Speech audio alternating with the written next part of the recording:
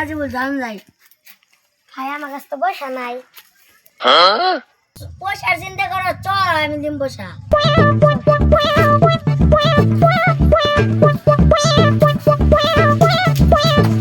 কেরে দিদি সদাই নে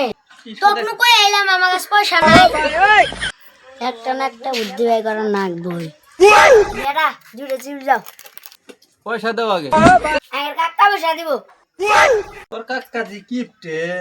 তোর কাকা দিব পয়সা যা no. যারা জুলাই কাকা জান